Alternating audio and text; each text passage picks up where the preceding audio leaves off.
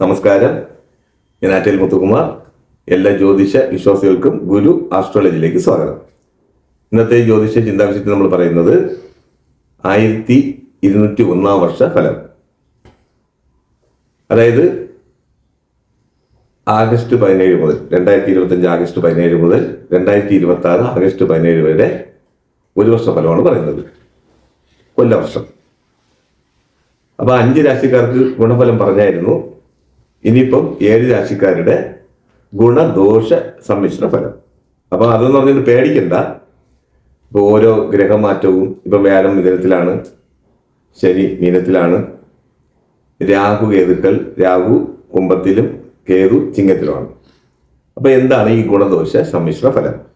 ചില രാശിക്കാർക്ക് ചെറിയ ചെറിയ അരിഷ്ടതകൾ ഉണ്ടാവും, ധനാഗമം നിമിത്തമുള്ള പ്രശ്നങ്ങൾ, ആരോഗ്യ പ്രശ്നങ്ങൾ, കുട്ടികളിൽ പഠനം പിന്നോക്കം നിൽക്കുന്നത്, ബിസിനസ്സിൽ ചെറിയ ചെറിയ തടസ്സങ്ങൾ, പിന്നെ ഷെയർ മാർക്കറ്റിൽ ചെറിയ വീഴ്ച പറ്റുന്നത്, കായിക രംഗത്ത് നിൽക്കുന്നവർക്ക് അവസരം കുറയുക, ഇതിനെക്കുറിച്ചാണ് സംസാരിക്കുന്നത്.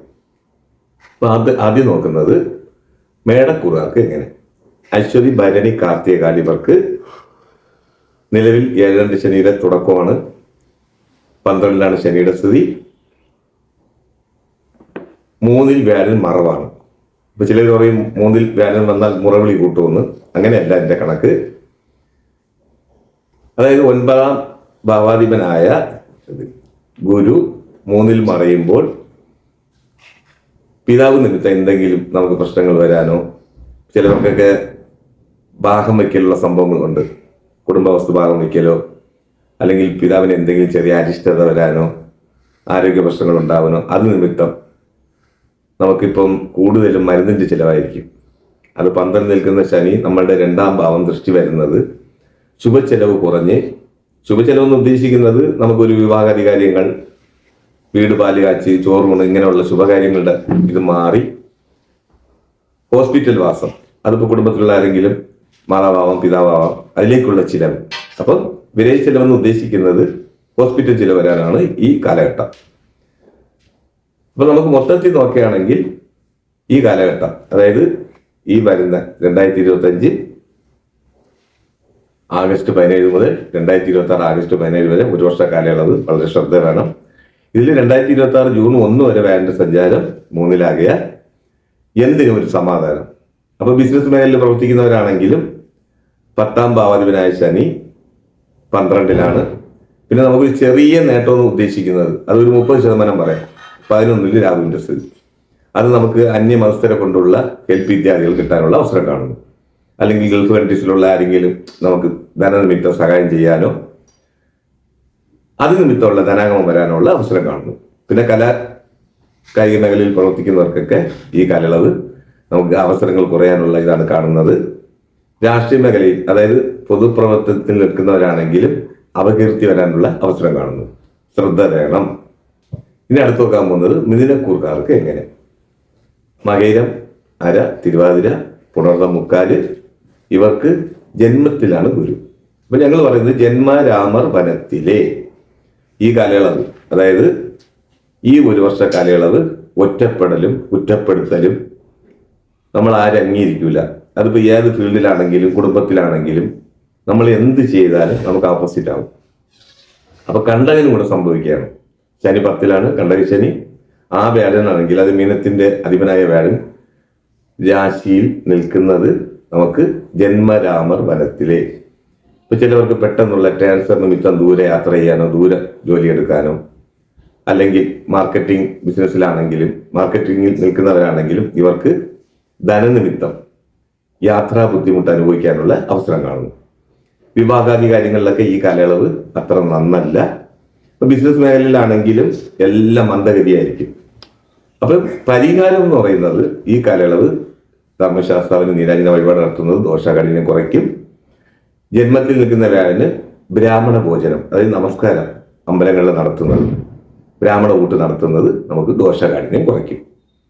പിന്നെ 3-ലെ കേതു ചെറിയ ഒരു അനുകൂലമുണ്ട്. 9-ൽ രാഹുവിൽ നിൽക്കുന്നത് ദൈവ അനുഗ്രഹം കുറയുന്ന സമയം ദൈവവിശ്വാസം കുറയും. അപ്പൊ അത് നിമിത്തം ഈ ജന്മരാമർ വനത്തിൽ എന്ന് പറയുന്ന ഉദ്ദേശിക്കാൻ കാരണം, ജന്മത്തിൽ വന്നു കഴിഞ്ഞാൽ രാശിയിൽ വന്നു കഴിഞ്ഞാൽ ചില ബുദ്ധിമുട്ടുകൾ അനുഭവപ്പെടും. ഇപ്പം പ്രായമായവരിലൊക്കെ ഷുഗർ വരാനുള്ള അവസരം കാണുന്നു.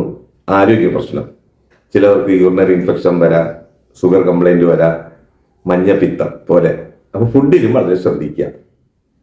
ഇനി അടുത്ത് നോക്കാൻ പോകുന്നത് കർക്കിടകൂറാണ്.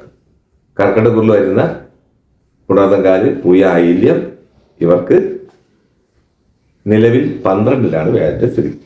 ഇവിടെയും 9-ാം ഭാവാധിപനായ ഗുരു 12-ൽ സ്ഥിതിയാകിയാൽ ശുഭചെലവ് വർദ്ധിക്കും. ശുഭചെലവെന്ന് ഉദ്ദേശിക്കുന്നത് കുടുംബത്തിലുള്ള വിവാഹാദി കാര്യങ്ങളിൽ പങ്കെടുക്കുക, ചോറൂണ്, നൂലുകെട്ട്, പിന്നെ പാലുകാച്ചൽ ചടങ്ങ്. അപ്പൊ ശുഭചെലവ് കൂടുന്ന സമയമാണ് ഈ കാലഘട്ടം. പിന്നെ രാഹുവിന്റെ സ്ഥിതി 8-ലാണ്. അപ്പൊ ഫുഡിൽ വളരെ ശ്രദ്ധിക്കുക. മാക്സിമം ഹോട്ടൽ ഫുഡ് ഒഴിവാക്കുക. ഫുഡിൽ ഇൻഫെക്ഷൻ വരാനുള്ള അവസരം കാണുന്നു. അതും ഈ നക്ഷത്രത്തിൽ കുട്ടികളുണ്ടെങ്കിൽ ഫുഡിൽ വളരെ ശ്രദ്ധിക്കുക. 2-ലെ കേതു അത്ര നന്നല്ല. അപ്പൊ നമുക്ക് എങ്ങനെ പറയാം, ഒരു അപവാദം വരാനുള്ള അവസരം കാണുന്നു. മറ്റുള്ളവരെ കുറ്റപ്പെടുത്തുകയോ അവരുടെ കാര്യങ്ങൾ അന്വേഷിക്കുകയോ ചെയ്യരുത്. ഈ കാലയളവ് വളരെ ശ്രദ്ധിക്കുക. അതായത് ഈ വരുന്ന ആഗസ്റ്റ് 17 മുതൽ 2026 ആഗസ്റ്റ് 17 വരെ ഒരു വർഷ കാലയളവ് വളരെ ശ്രദ്ധ വേണം. പ്രായമായവരിലും സ്കിൻ ഡിസീസ് പോലെ എന്തെങ്കിലും വരാൻ അവസരം കാണുന്നു. ഫുഡിൽ ശ്രദ്ധിക്കുക. പിന്നെ എന്തൊരു വഴക്കോ ഇതിനോ പോയി നിൽക്കരുത്. വഴക്ക് തീർക്കാനോ അത് നമുക്ക് പ്രശ്നം വരും. അതുപോലെ ജാമ്യം നിൽക്കുക, മറ്റുള്ളവർക്ക് വേണ്ടി കടം കൊടുക്കുക, ഇതൊക്കെ നമുക്ക് കിട്ടാക്കടം ആയി പോകും. ഈ കാലയളവ് വളരെ ശ്രദ്ധിക്കുക. ബിസിനസ് മേഖലയിലാണെങ്കിലും ഈ കാലയളവ് വരവ് ചെലവ് സമാസമമായിരിക്കും. ശ്രദ്ധ വേണം കർക്കിടകൂറുകാർക്ക്. ഇനി അടുത്ത് നോക്കാൻ പോകുന്നത് കന്നിക്കൂറുകാർക്ക് എങ്ങനെ. ഉത്തരമുക്കാല്, അത്തം, ചിത്തിരാര ഇവർക്ക് 10-ലാണ് വ്യാഴന്റെ സ്ഥിതി. അപ്പം ചെയ്യുന്ന തൊഴിലിൽ എന്തെങ്കിലും തടസ്സം വരാനോ, നിൽക്കുന്ന ഫീൽഡിൽ ജോലി ഭാരം കൂടാനോ, 7-ല് ശനിയുടെ സ്ഥിതി നമുക്ക് അത്ര ദോഷകാരകനല്ല, എന്നാൽ വ്യാഴം ദോഷകാരകനാണ്. അപ്പൊ നമുക്ക് നിൽക്കുന്ന ഒരു ഫീൽഡിൽ ജോലി ഭാരം കൂടുകയോ ആ ജോലി നിമിത്തം ട്രാൻസ്ഫർ ഇത്യാദി വരികയോ, അലച്ചൽ, കർമ്മരംഗത്ത് അലച്ചൽ വരും ഈ കാലയളവ്. അപ്പൊ ഇതിൽ നമ്മൾ ശ്രദ്ധിക്കേണ്ടത് ഏതൊരു പ്രവർത്തനത്തിൽ ഏർപ്പെടുമ്പോഴും ഒരു പ്രാർത്ഥനയോടെ വേണം തുടങ്ങാൻ. അപ്പം 12-ൽ കേതുവിന്റെ സ്ഥിതി നമുക്ക് അത്ര നന്നല്ല. രാഹു നമുക്ക് സപ്പോർട്ട് വേണം. ഇപ്പൊ ചെയ്യേണ്ട ഇതെന്ന് പറയുന്നത്, പരിഹാരം എന്ന് പറയുന്നത്, ശ്രീ ഗണപതി ഭഗവാന് എല്ലാ മാസവും ജന്മനക്ഷത്രത്തിന് കൂട്ടുഗണപതി ഹോമം കൊടുക്കുന്നത് തടസ്സം മാറാനും നമുക്ക് ഈ 10-ലെ വ്യാഴന്റെ കാഠിന്യം കുറയ്ക്കാം. ബിസിനസ് മേഖലയിൽ പ്രവർത്തിക്കുന്നവരാണെങ്കിൽ 10-ൽ നിൽക്കുന്ന ഗുരു നമുക്ക് അത്ര ധനാഗമം തരില്ല. നഷ്ടം വരാതെ ശ്രദ്ധിച്ചോളണം. അത് കൂടുതൽ വരുന്നത് ജുവലേഴ്സ് മർച്ചന്റ്, പിന്നെ പ്രൊവിഷൻ സ്റ്റോറ്, പെർഫ്യൂമറി സ്റ്റോറ് ഇങ്ങനെ നടത്തുന്നവർക്കൊക്കെ വളരെ പ്രശ്നങ്ങൾ വരാനുള്ള സാധ്യത കാണുന്നു. ജാമ്യം നിൽക്കരുത്. ആർക്കെങ്കിലും ജാമ്യം നിൽക്കുകയോ ധന നിമിത്തം ആർക്കെങ്കിലും നമുക്ക് ഞാൻ തരാം, നിങ്ങൾ കൊടുക്കുക എന്ന് പറഞ്ഞ് ജാമ്യം നിൽക്കരുത്. ഇതിലൊക്കെ വളരെ ശ്രദ്ധ വേണം. പ്രായമായവരിലും ഈ കാലയളവ് ഷുഗർ ഇത്യാദി വരാനോ യൂറിനറി ഇൻഫെക്ഷൻ വരാനുള്ള അവസരം കാണുന്നു. ശ്രദ്ധ വേണം. ഇനി അടുത്ത് നോക്കാൻ പോകുന്നത് വൃശ്ചികക്കൂറുകാർക്ക് എങ്ങനെ. അപ്പൊ വൃശ്ചികക്കൂറിൽ വരുന്ന നക്ഷത്രം വിശാഖം, കാല്, അനിഴം, തൃക്കേട്ട. ഇവർക്ക് എന്തുകൊണ്ടും ഈ കാലയളവ് അത്ര നന്നല്ല. വ്യാഴൻ 8-ൽ മറവാണ്. വളരെ ശ്രദ്ധ വേണം. ഇവർക്കും ആരോഗ്യ പ്രശ്നങ്ങളാണ് മുന്നിൽ നിൽക്കുന്നത്. യൂറിനറി ഇൻഫെക്ഷൻ വരാനോ, മഞ്ഞപ്പിത്തം പോലുള്ള രോഗം പിടിപെടാനോ, ജലജന്യ രോഗം വരാനുള്ള അവസരം കാണുന്നു. 5-ൽ ശനിയുടെ സ്ഥിതി മറവി രോഗം ഉണ്ടാക്കും. ഒരു 50 വയസ്സ് പ്രായം കഴിഞ്ഞവരാണെങ്കിൽ എന്തെങ്കിലും സർട്ടിഫിക്കറ്റ് കൊണ്ട് കളയാനോ, ആഭരണങ്ങൾ കളയാനോ. അതായത് ഇതിന്റെ ഉദ്ദേശം എന്ന് പറയുന്നത് നമുക്ക് ധനനഷ്ടമാണ് കാണുന്നത്. നിങ്ങളും ജാമ്യം നിൽക്കരുത് ആർക്കും. ഒരു ലോണിന് നിമിത്തം ആർക്കെങ്കിലും ജാമ്യം നിൽക്കുകയോ അല്ലെങ്കിൽ കട വായ്പ കൊടുക്കുകയോ ചെയ്തു കഴിഞ്ഞാൽ നമുക്കത് കിട്ടാക്കടാവും, കിട്ടില്ല. അപ്പൊ എന്തുകൊണ്ടും ഈ കാലയളവ് വിശാഖകാല, അനിയൻ, തൃക്കേട്ടയ്ക്ക് അത്ര നന്നല്ല. വിവാഹാദി കാര്യങ്ങളിൽ ഈ കാലയളവ് വളരെ മോശമാണ്. ജൂൺ 1, അതായത് 2026 ജൂൺ 1-ന് ശേഷം, വ്യാഴമാറ്റത്തിന് ശേഷം വിവാഹാദി കാര്യങ്ങൾ ചിന്തിക്കാം. അപ്പൊ എന്തുകൊണ്ടും ഈ കാലയളവ് വൃശ്ചികക്കൂറുകാർക്ക് അത്ര നല്ലല്ല. ഇപ്പൊ ബിസിനസ് മേഖലയിൽ പ്രവർത്തിക്കുന്നവരാണെങ്കിലും നമുക്ക് വരവ് ചെലവ് സമാസമമായിരിക്കും ഈ കാലയളവ്. അപ്പൊ എന്തുകൊണ്ടും ഈ കാലയളവ് വൃശ്ചികക്കാർക്ക് നന്നല്ല. പരിഹാരം എന്ന് ഉദ്ദേശിക്കുന്നത് ശ്രീ സുബ്രഹ്മണ്യ സ്വാമിക്ക് പാലാഭിഷേകം കൊടുക്കുന്നത്, ഷഷ്ഠി ദിവസം കൊടുക്കുന്നത് ദോഷകാഠിന്യം കുറയ്ക്കും. 5-ലെ ശനിയുടെ സ്ഥിതിക്ക് ഏതെങ്കിലും ശാസ്താ മന്ത്രം ഉരുവിടുന്നത് വളരെ നല്ലതാണ്. ശാസ്താവിന് നീരാഞ്ജന വഴിപാട് നടത്തിക്കൊണ്ടുക. ഇനി അടുത്ത് നോക്കാൻ പോകുന്നത് മകരക്കുറുകാർക്ക് എങ്ങനെ. മകരക്കുറിൽ വരുന്ന നക്ഷത്രം ഏതെല്ലാം? ഉത്രാടം, മുക്കാല്, തിരുവോണം, അവിട്ട, ആര. ഇവർക്ക് 3-ൽ ശനിയുടെ സ്ഥിതി നമുക്ക് അനുകൂലമാണെങ്കിലും വ്യാഴന്റെ സ്ഥിതി 6-ലാണ്. അപ്പൊ ധനപരമായിട്ടൊന്നും പ്രശ്നങ്ങളില്ല, സാമ്പത്തിക ബുദ്ധിമുട്ടൊന്നും ഉണ്ടാവില്ല. 2-ൽ രാഹു നിൽക്കുന്നത് വളരെ അനുകൂലമാണ്. അപ്പൊ നമുക്ക് ഷെയർ മാർക്കറ്റിലുള്ളവർക്കൊക്കെ ഈ കാലയളവ് വളരെ നന്നാണ്. ട്രേഡിങ്ങിൽ നിൽക്കുന്നവർക്കൊക്കെ വളരെ നന്നാണ്. ബിസിനസ് മേഖലയിൽ വലിയ പ്രശ്നങ്ങളൊന്നുമില്ല. ക്യാബ് വെച്ച് നടത്തുന്നവർ, വർക്ക്ഷോപ്പ് മേഖലയിൽ പ്രവർത്തിക്കുന്നവർക്കൊക്കെ ശനിയുടെ അനുഗ്രഹമുണ്ട്. പിന്നെ ടെസ്റ്റ് എഴുതി നിൽക്കുന്നവരാണെങ്കിൽ, പഠന വിഷയത്തിൽ ഇപ്പോൾ എഞ്ചിനീയറിംഗ് കഴിഞ്ഞ് നിൽക്കുന്നവരാണെങ്കിൽ റെയിൽവേയിൽ ജോലി കിട്ടാനുള്ള അവസരം കാണുന്നു. ടെസ്റ്റ് എഴുതുക, പാസ്സാവും. എന്തുകൊണ്ട് നമുക്ക് ഈ കാലയളവ് നന്നാണ് കാണുന്നത്. അപ്പൊ ഈ വരുന്ന 2025 ആഗസ്റ്റ് 17 മുതൽ 2026 ആഗസ്റ്റ് 17 വരെ ഒരു വർഷ ഫലമാണ് പറയുന്നത്. പിന്നെ ശ്രദ്ധിക്കേണ്ടത് 6 ഗുരുവിന്റെ സ്ഥിതി, അത് നമുക്ക് അസിഡിറ്റി പോലുള്ള അസുഖങ്ങൾ വരാനും, അത് കുട്ടികൾ വളരെ ശ്രദ്ധിക്കുക. ഫുഡിൽ ശ്രദ്ധിക്കുക. അതായത് മകരക്കുറുകാർ പ്രത്യേകം ശ്രദ്ധിക്കേണ്ടത് ഫുഡിൽ ശ്രദ്ധിക്കുക. 6-ലെ വ്യാഴന്റെ സ്ഥിതി അസിഡിറ്റി പോലെ എന്തെങ്കിലും വരാനുള്ള അവസരം കാണുന്നു. ആരോഗ്യമാണ് പ്രധാനം. അതിൽ പ്രായമായവരിൽ വളരെ ശ്രദ്ധ വേണം. ഇനി അടുത്ത് നോക്കാൻ പോകുന്നത് മീനക്കുറുകാർക്ക് എങ്ങനെ. ഇപ്പൊ മീനക്കുറിൽ വരുന്ന നക്ഷത്രം പൂരുട്ടാതികാല്, ഉത്രട്ടാതി, ദേവതി. ഇവർക്ക് 4-ലാണ് ഗുരുവിന്റെ സ്ഥിതി. അപ്പം ജന്മശനി തുടരുകയാണ്. മാതാവിന് അരിഷ്ടത വരാം.